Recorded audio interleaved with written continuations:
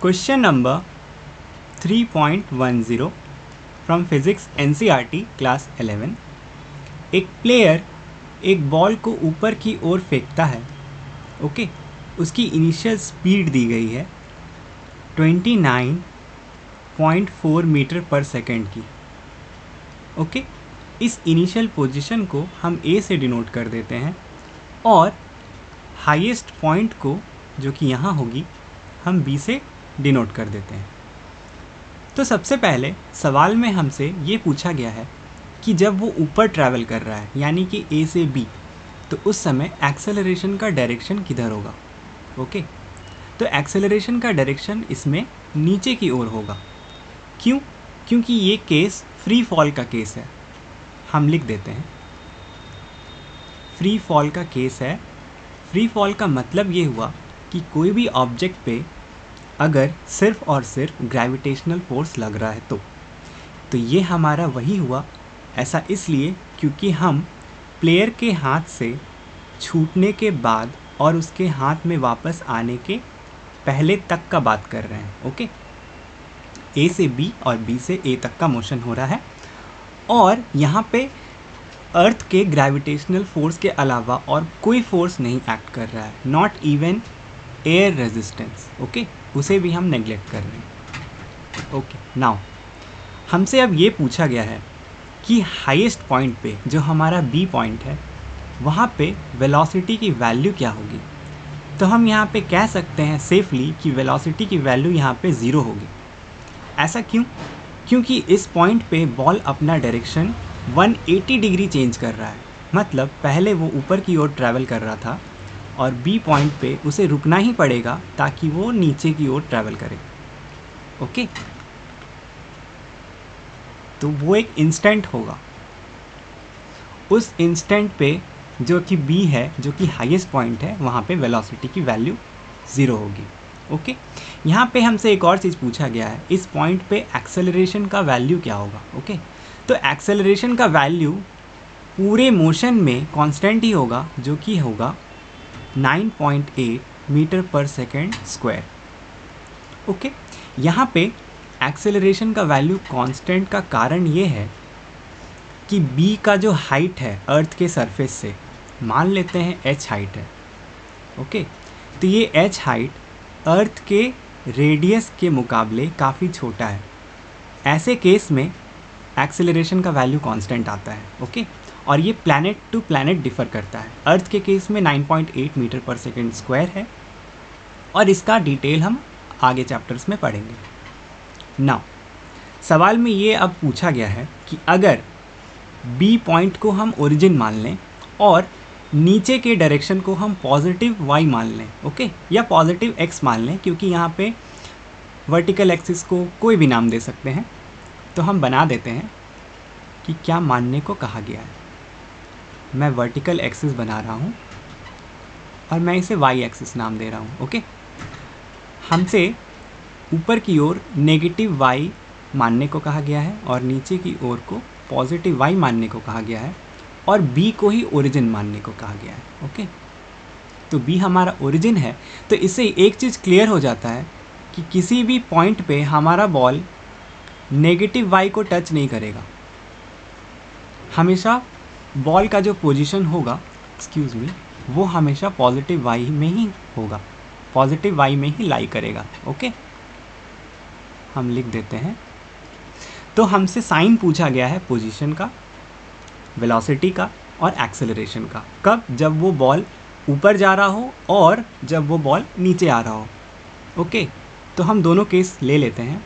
पहला केस, जब वो बॉल ए से बी को ट्रैवल कर रहा हो, मतलब वो बॉल जब ऊपर की ओर मूव कर रहा होगा।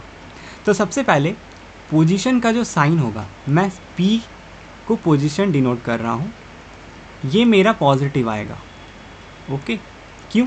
क्योंकि वो बी के नीचे होगा बॉल हमेशा। लेकिन यहाँ पे डिस्प्लेसमेंट का जो साइन होगा वो नेगेटिव होगा। ओके, क्यों? क्योंकि बॉल ऊपर की ओर ट्रैवल कर रहा है। पोजीशन और डिस्प्लेसमेंट ये दोनों अलग अलग चीज़ होता है, ज़रा सा डिफरेंस होता है। पोजीशन एक पॉइंट होता है और डिस्प्लेसमेंट एक टाइम इंटरवल पे किया गया दूरी होता है। ओके, नाउ ऊपर जाने वक्त वेलोसिटी की जो वैल्यू होगी वो ऊपर की ओर होगी, इसलिए वेलोसिटी की साइन नेगेटिव आएगी, और एक्सेलरेशन हमेशा मेरा नीचे की ओर होगा, मतलब एक्सेलरेशन पॉजिटिव होगा।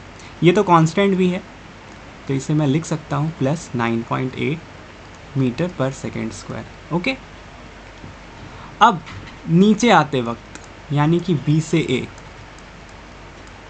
पोजीशन मेरा पॉजिटिव आएगा। ओके, इस बार डिस्प्लेसमेंट का साइन चेंज हो जाएगा मेरा। क्यों? क्योंकि टाइम इंटरवल में बॉल नीचे जा रहा है। ओके, वेलोसिटी का भी मेरा साइन चेंज हो जाएगा, इस बार पॉजिटिव होगा मेरा वेलोसिटी, और एक्सेलरेशन मेरा वही रहेगा। ओके, मतलब एक्सेलरेशन मेरा पॉजिटिव ही रहेगा। नाउ अब हमसे ये पूछा गया है कि ए बी का डिस्टेंस कितना है। ओके, तो यहाँ पे हम न्यूटन्स लॉज ऑफ मोशन लगा सकते हैं। क्यों? क्योंकि हमारा एक्सेलरेशन कांस्टेंट है। ओके, तो सबसे पहले हम लिख लेते हैं जो जो हमें दिया गया है। ए से बी पार्ट यानी कि बॉल जब ऊपर जा रहा है, हम उस केस को ले रहे हैं। ओके, यहाँ पे हम जो कोऑर्डिनेट एक्सिस यूज़ करेंगे वो यही वाला यूज़ करेंगे। अभी कोऑर्डिनेट एक्सिस बदलने से दिक्कत होगा, हम वैसे बदल सकते हैं लेकिन बेटर है अगर मैं यही यूज़ करूँ तो। ओके, तो इनिशियल वेलोसिटी हमारी होगी जो ए पॉइंट पे है वो है -29.4 मीटर पर second. Okay, final velocity B पे 0 है, एक्सेलरेशन मेरा पॉजिटिव है 9.8 मीटर पर सेकेंड स्क्वायर का, क्योंकि हमारा प्लस वाई नीचे है। ओके, तो हम न्यूटन्स के v square minus u square is equal to 2as के फॉर्मूले को यूज़ कर सकते हैं। ओके, वैल्यूज़ पुट कर देते हैं। 0 स्क्वायर माइनस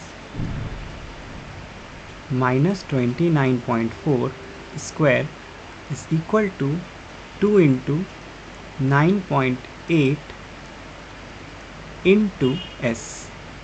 ओके, यहाँ से हमारा s का वैल्यू आ जाएगा कितना? -29.4 स्क्वायर डिवाइडेड बाय 2 इंटू 9.8, जिसकी वैल्यू आएगी -44.1 मीटर्स की। ओके, नेगेटिव साइन ये बताता है कि मूवमेंट ऊपर की ओर हो रहा है। ओके, इस डिस्प्लेसमेंट को मैं बी से ए तक के पार्ट से भी निकाल सकता था। ओके, यहाँ पे कुछ वैल्यूज़ बदल जाएंगे, मैं बस बदले हुए वैल्यूज़ को लिख देता हूँ। ओके, यहाँ पे इनिशियल वेलोसिटी 0 हो जाएगी, यानी बी पॉइंट पे वेलोसिटी 0 हो जाएगी जो दी गई है। फाइनल वेलोसिटी मेरी हो जाएगी प्लस 29.4 मीटर पर सेकेंड की, एक्सेलरेशन मेरी वही रहेगी। ओके, यहाँ पे फाइनल वेलोसिटी मैंने डायरेक्ट 29.4 इसलिए लिख दिया क्योंकि ए से बी और बी से ए दोनों सिमेट्रिकल है। ओके, तो मैं लिख सकता हूँ। तो यहाँ से भी अगर मैं डिस्प्लेसमेंट निकालूँ तो मैं डायरेक्ट लिख सकता हूँ डिस्प्लेसमेंट इज़ इक्वल टू, लेकिन इस बार जो वैल्यू आएगी वो आएगी प्लस 44.1 मीटर्स की, अगर मैं इसी फॉर्मूले को यूज़ करूँ तो। ओके, क्यों? क्योंकि इस बार बॉल नीचे की ओर ट्रैवल कर रहा है। सब कुछ वेक्टर्स में होगा, मैंने वेक्टर्स साइन देना भूल गया, एक मिनट, यहाँ पे भी दे देते हैं। नाउ अब हमसे पूछा गया है कि ए से बी और बी से ए तक के आने में टोटल टाइम कितना लगेगा। ओके, तो हम कोई भी एक पार्ट का टाइम इंटरवल निकाल देते हैं और उसे फिर 2 से मल्टीप्लाई कर देंगे, या फिर हम दोनों पार्ट के टाइम इंटरवल को निकाल के ऐड कर सकते हैं। हमें पता है कि क्योंकि दोनों सिमेट्रिक है तो दोनों पार्ट का टाइम इंटरवल सेम आएगा। ओके, तो हम इस बार बी ए वाले पार्ट को ले लेते हैं और हम न्यूटन के v is equal to excuse me u plus a t वाले फॉर्मूला को यूज़ करते हैं टाइम निकालने के लिए।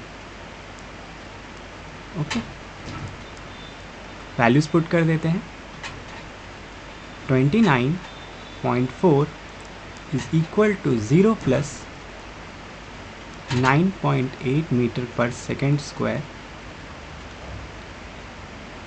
1 मिनट। फॉर्मूला में यूनिट्स ना दें तो better. Okay, 9.8 into t. Okay, यहाँ से हमें टी की वैल्यू मिल जाएगी बी ए की। ओके, जो कि होगी 29.4 डिवाइडेड बाई 9.8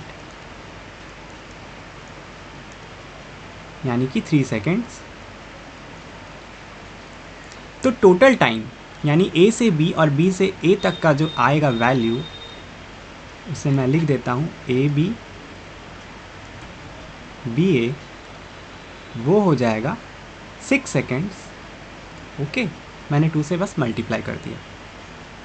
ओके, डन।